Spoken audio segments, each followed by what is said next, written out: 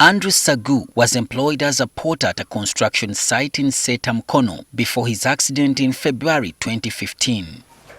As he was cleaning up after work on the fateful day, he slid and fell into a septic tank. By the time I started breathing, I found myself inside the septic tank. I don't know how I fell in, but I went through the manhole. When Sagu finally regained his consciousness, he was in a clinic in Mokono.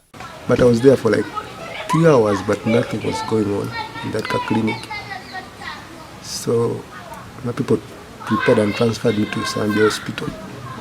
So when I was transferred to Zambia Hospital, I was there for like either 4 days.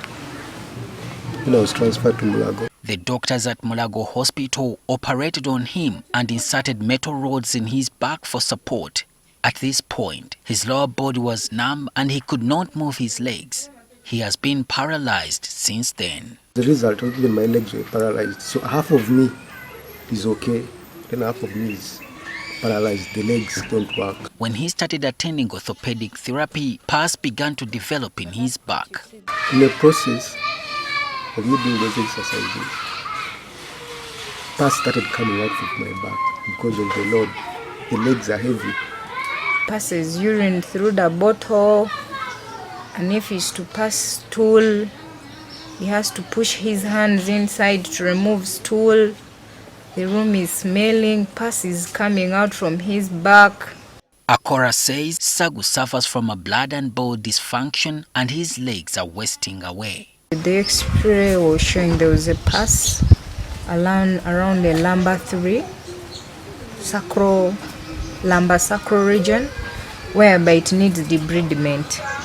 So Dr. Kure suggested that it needs to first remove those metals which are there, which have caused that sepsis, and then maybe from there, that's when the other muscle contractures can be rectified.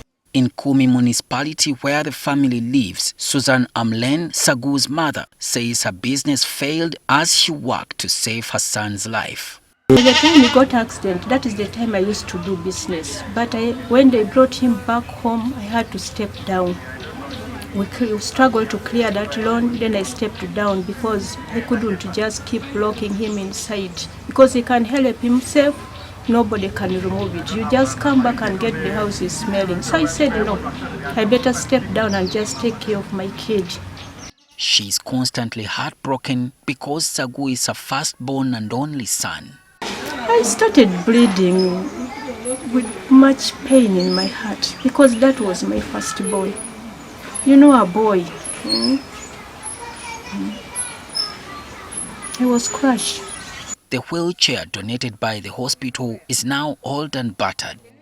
Orthopedic Dr. Ambrose Asimwe explained where the problem could have come from.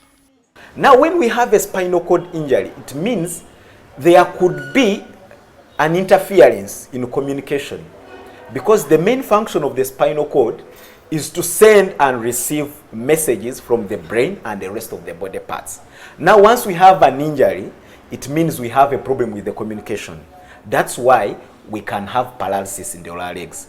Asimwe says there is a possibility that Sagu's condition was not handled in time. Bleeding, inflammation, swelling, or accumulation of the fluid at the site of injury. This can cause more damage to the spinal cord and causes profound effect onto the body. So, physiotherapy, medication, and sometimes surgery makes a big impact on improving the life of a person who has gotten a spinal cord injury. The family needs over 10 million shillings to have Sagu return to the operation table and have the metal rods removed.